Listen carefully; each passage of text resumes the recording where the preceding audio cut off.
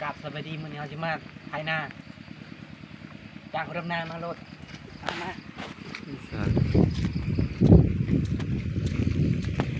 มาไว้งานนี่เ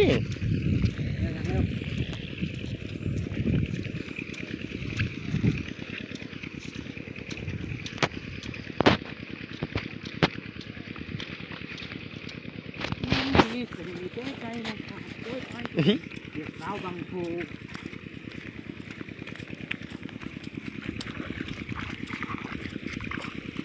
ตกกันหน้าตายเขาเลย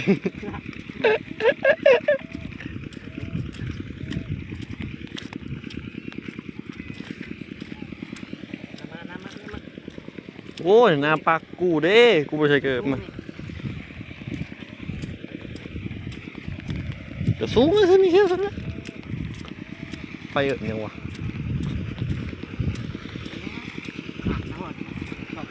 สอขั้นเลยดิว่านนี่วะ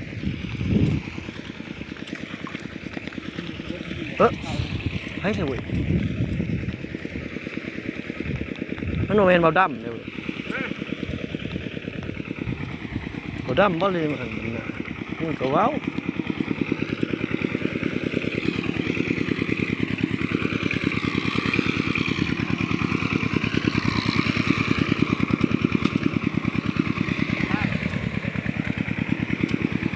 น้ำปลากู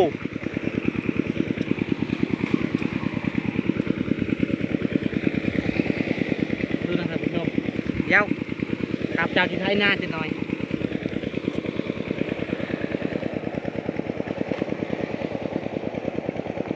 ไม่ได้มีอะไรพูดยามไถนาไปยามไถไปโหกูก็เมื่อยเลยว่ะเมื่อยไปป้ากูได้ขึ้นขาแห้งนะมึงไงก็บอกไปเลยนะมึงไงกูก่อน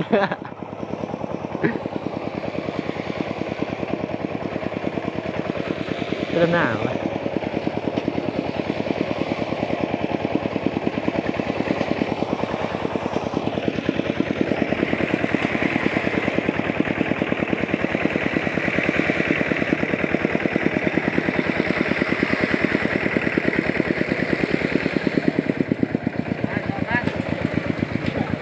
มามาต่อขั้นมาดิ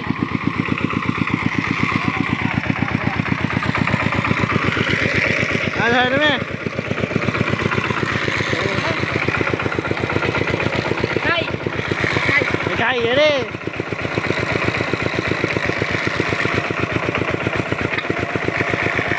แม่ลูกสาวหน้าตรงนี้เลยแม่ว้าฮะรถกูชนกูไปฮะ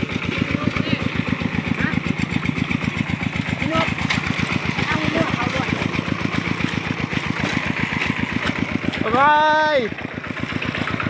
ก็อะไรผมมัน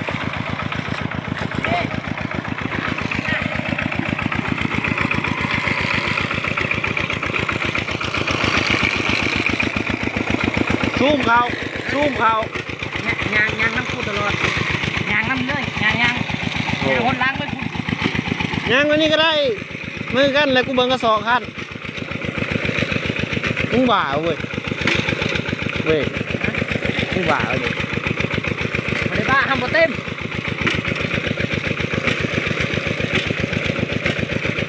ดูนะสุดมาไทยหน้านะวัฒนเดช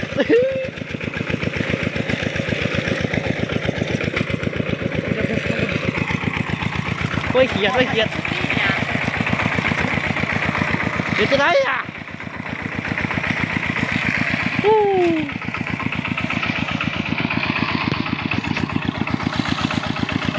ตัวผู้ชนกูบอก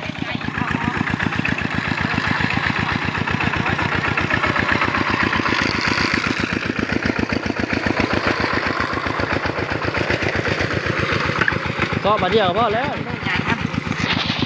เดี๋ยวกูนี่ก็มันขาวนี่ตัวนี้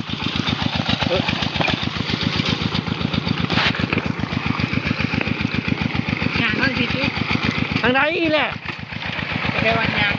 ไม่หนาวเลย โอ้ยยังน้ำเลยเดี๋ยวนี้เว้ย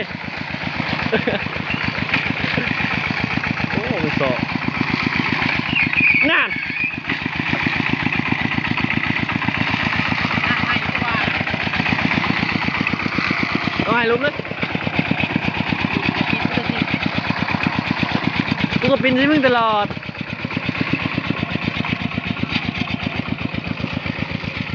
ตะก้อยตะก้อย ยังเป็นไก่เดี๋ยววันนี้อันนี้เป็นเลย ทำนี่เปล่า เขาบอกเลย อันนี้เปล่าซูมเขาไกลๆเลยโว้ยมันก็ได้แค่แล้วบนจะซูม เดี๋ยวว่างานเที่ยงกับใครไปเลย เสียเวลาเอาไปหาลูกหน้าเลย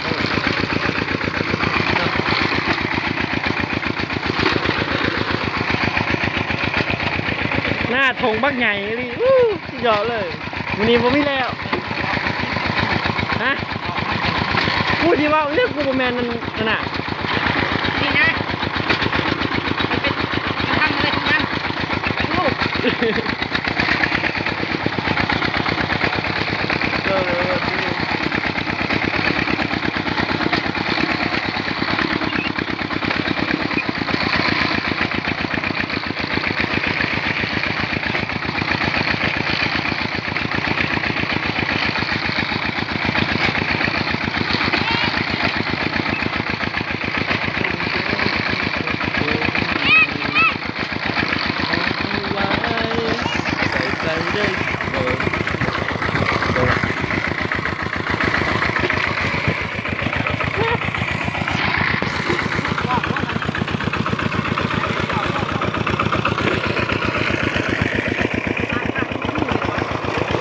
โคตรคือแล้วกูเห็นตัวหนึ่งนี่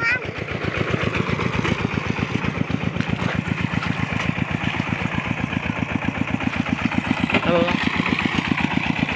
เอาเบอร์วะนั่นเห็ดอีซ่ากันละอาก้อย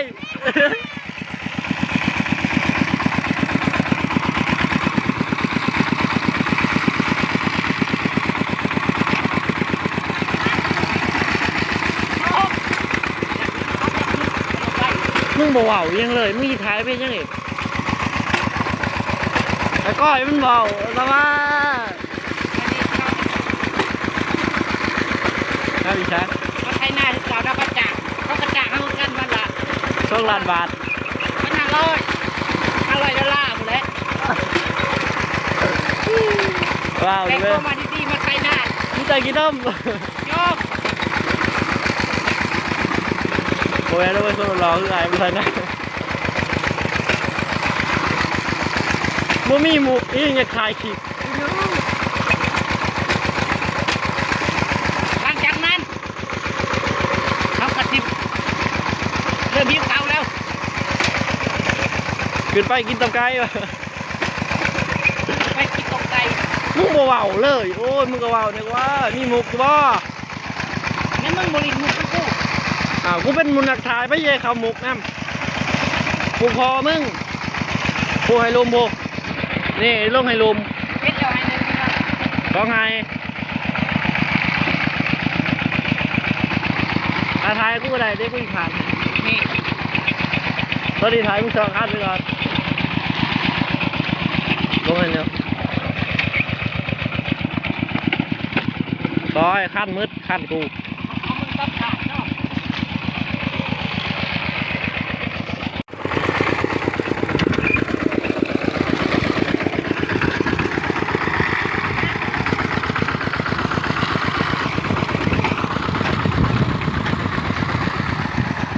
ขึ้นไหนเทิง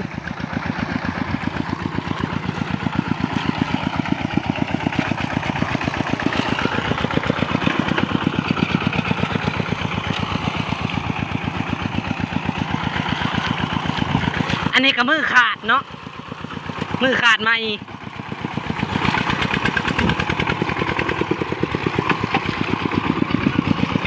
ถ้าใครอยากเซิร์งลูกเคยมาเอาทางนี้แฮ่โมแมนใครลูกเคยเลยมาเอาทางนี้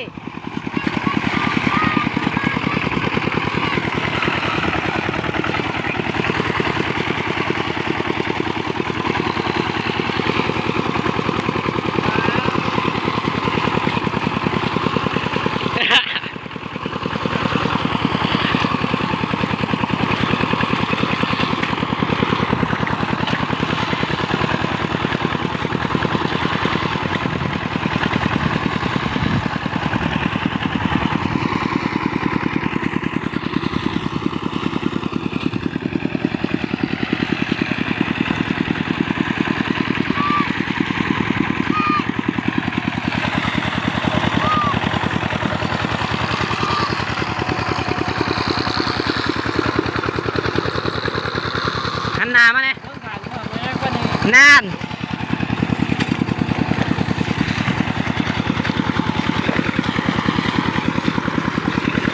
เห็นไฮไซน่าคือเก่าปีนี้ฮะแรงพ้นกลางตกมือนี่เนี่ย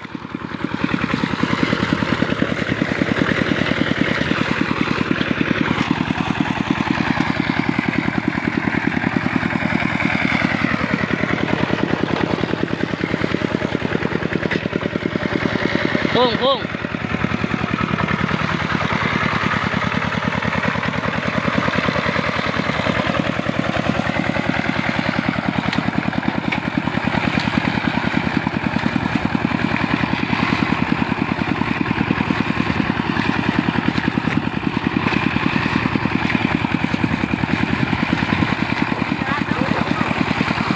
วาย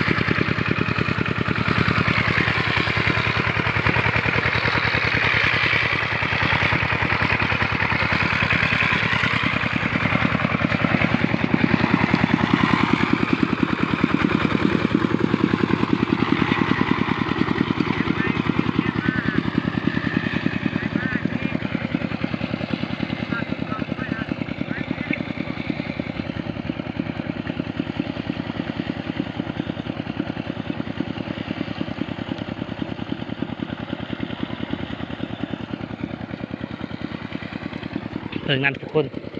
นี่คือวิธีขาดหน้า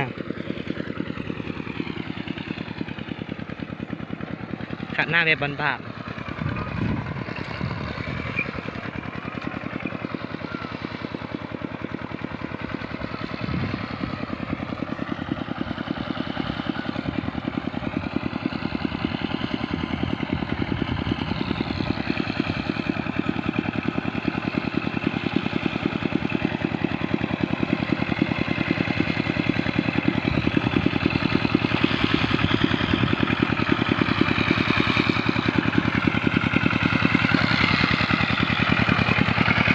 พอแล้ว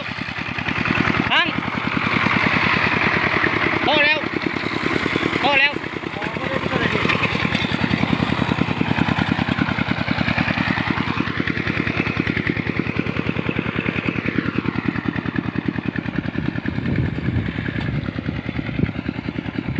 จะไหนก็จะเสร็จสิ้นแล้วจะหน่อยนี้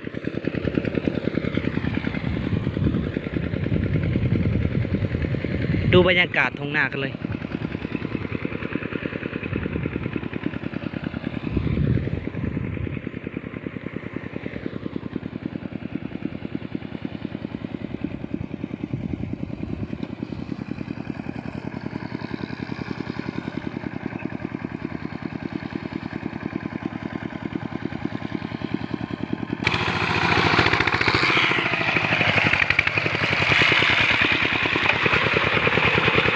หมูซื้อแต่ต้นนี้เป็นยัง เมื่อย เมื่อยแห้งบ่ หมดเหนื่อยเลย ไปสัน